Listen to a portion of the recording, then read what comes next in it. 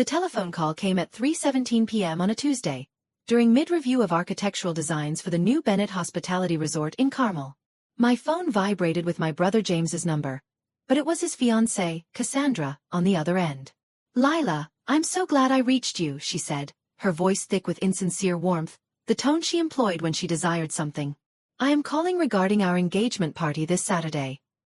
I reclined in my executive chair, looking out over the San Francisco Bay from my 45th floor corner office, Alcatraz Island glinting in the distance. It had cost $12,000 per month when I started Bennett Hospitality Group 8 years ago. Now, I own the building. "What about it, Cassandra?" "Well, we've decided to make it more intimate," she said, her laugh hard. "You understand?" I placed my pen down, focusing my attention on her. Cassandra Lee, on the engagement to James for 6 months, had let me know that she viewed me as a family shame. "I'm not sure I do," I said. Her tone became condescending. "Lila, baby. Let's be practical. This is an upscale affair at the Crestview Country Club.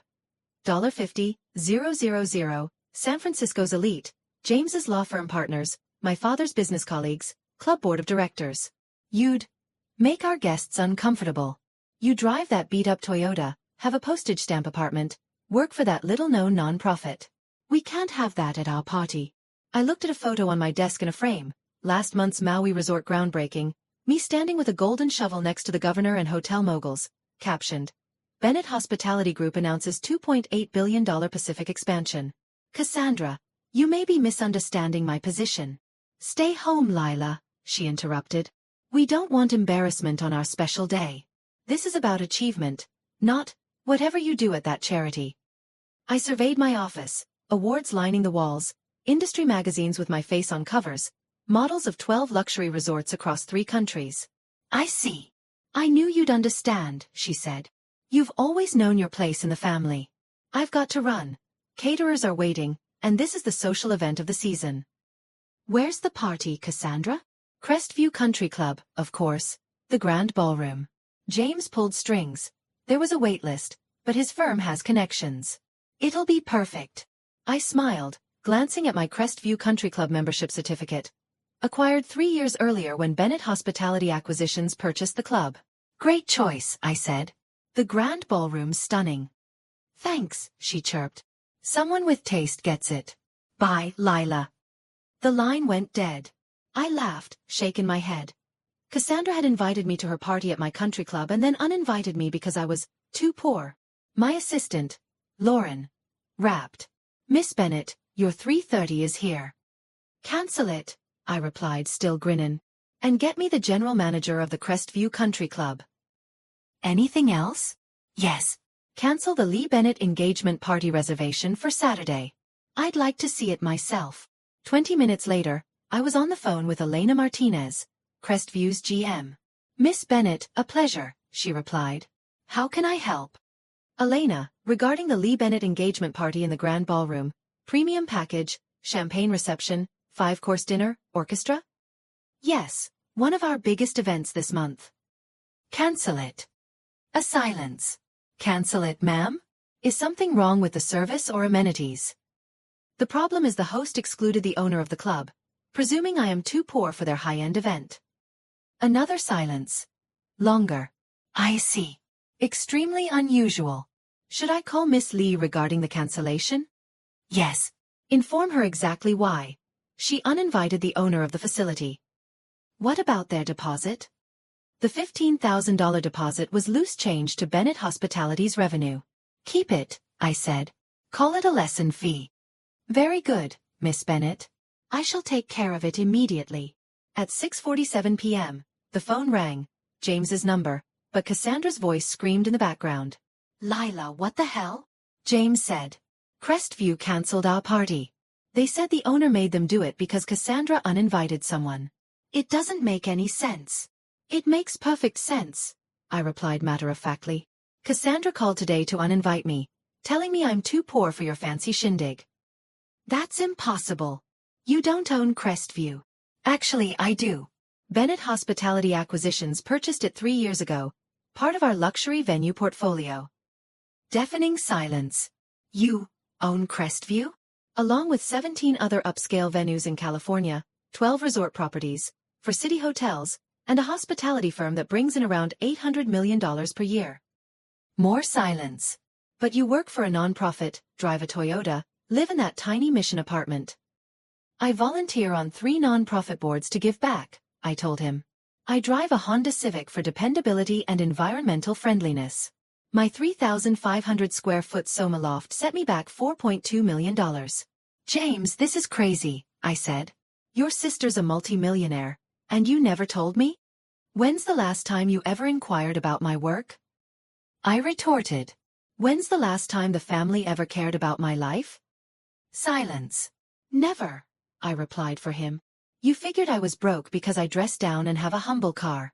No one inquired about my existence. Cassandra's voice interrupted. Shrill. Frantic.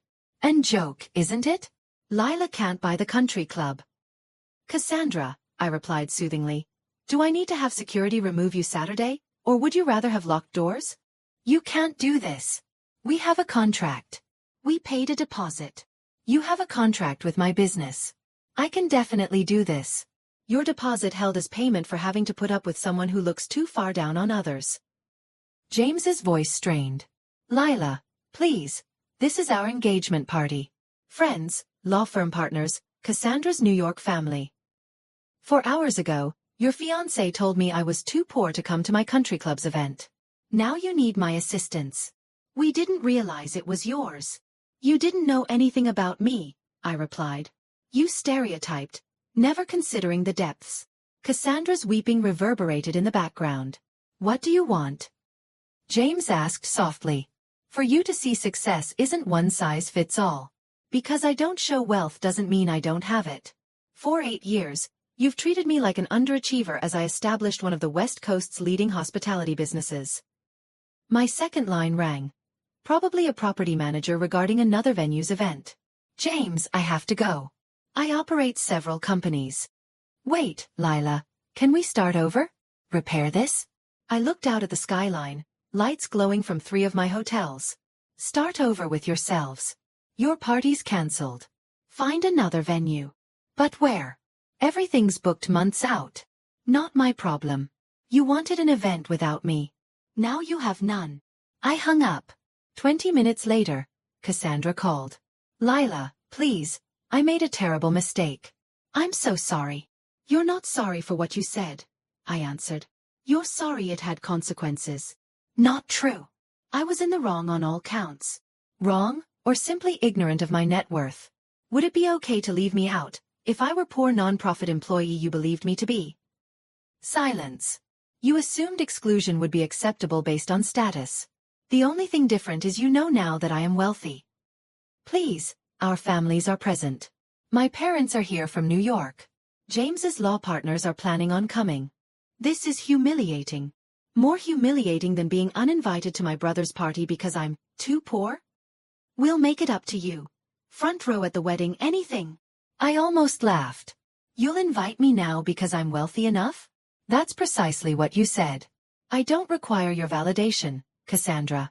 I possess a successful business, meaningful labor, and those who appreciate me for who I am, not how much money I have. But you're James's sister. And he just discovered his sister amassed a hospitality empire, and he figured she was a floundering non-profit volunteer. My phone beeped. Lauren from the office. I have to go, Cassandra. Next time you encounter someone who doesn't measure up in your definition of success, ask questions rather than judging. I flipped over to Lauren's call. Miss Bennett, the mayor's office is calling about your downtown affordable housing proposal. Put them through. And clear my Saturday night. I'll be working. Saturday evening, as James and Cassandra fought for a place, settling on a chain restaurant in Daly City, I closed a $67 million purchase of a landmark Napa Valley hotel, Bennett Hospitality's new wine country headquarters. 9 p.m., James called again. Lila, I need to apologize, really apologize. For what? For allowing Cassandra to treat you that way, for not standing up for you when she mocked your finances, for 8 years of assumptions rather than inquiring about your accomplishments, for being a horrible brother. Where are you phoning from? Chuck E. Cheese in San Mateo, the sole place with availability. I grinned, imagining Cassandra in her designer gown amidst game pandemonium. How's the party? Horrible. Her parents are horrified. My law partners departed after 20 minutes. The champagne's sparkling cider, the dinner's pizza and breadsticks. I'm sorry to hear that. No, you're not, he said. And you shouldn't be. We deserve this. He was right. I wasn't sorry. Cassandra had demanded a party for the unworthy. Now she had one depicting her values. James, would you like to marry someone who judges people on their bank balance? A long silence. A week ago, I believed Cassandra was sophisticated. Now I realize she's shallow and heartless. That's for you to decide. Can you help me make sense of what you've created? I want to know your business, your success, the true you. Not the scrappy sister I had in my mind.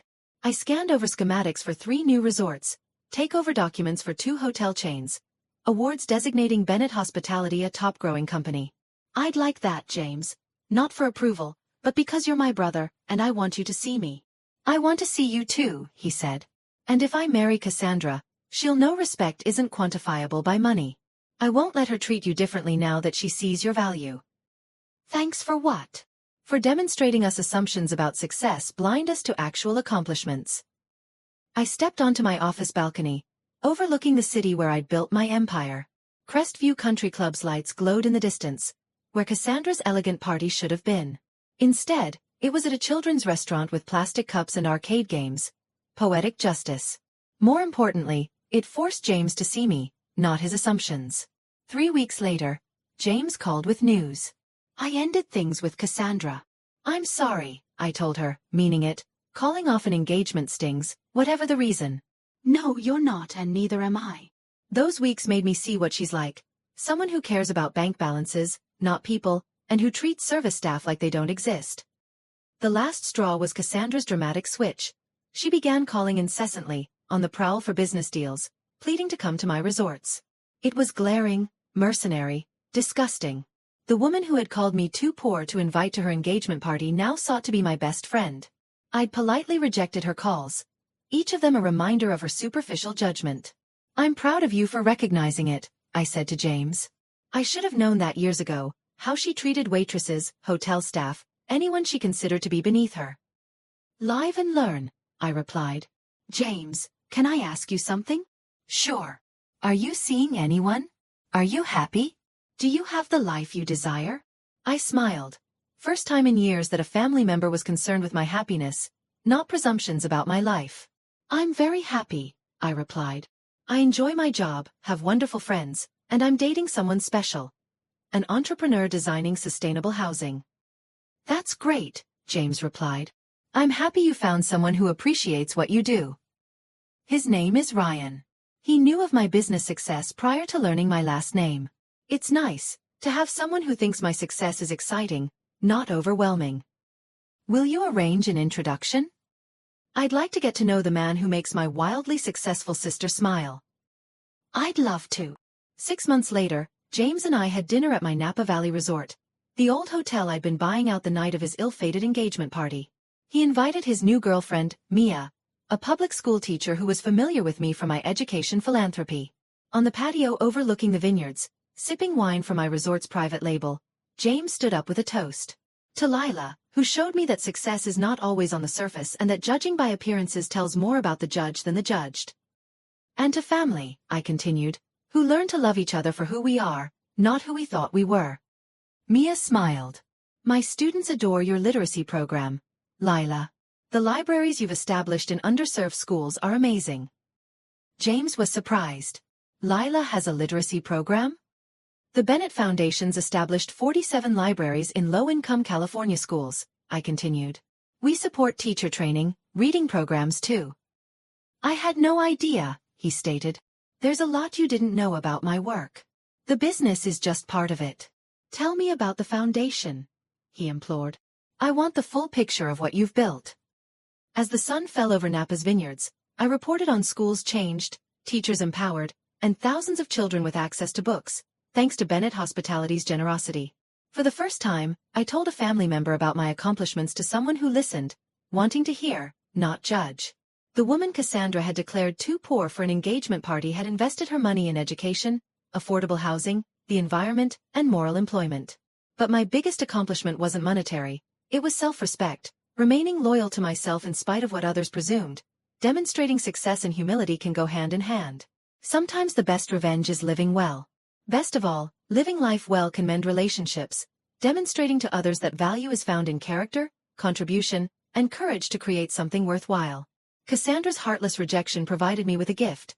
An opportunity to let my authentic self shine through to my family, developing a connection with James based on truth, rather than assumption. Her trashed party ignited something better. A family relationship founded on respect and understanding, rather than bank accounts. That evening, sleeping in my Napa resort, among the empire I'd constructed while other people believed I was losing, I was peaceful. The future included dinners with James, Mia, and Ryan, not for approval, but because I enjoyed being known.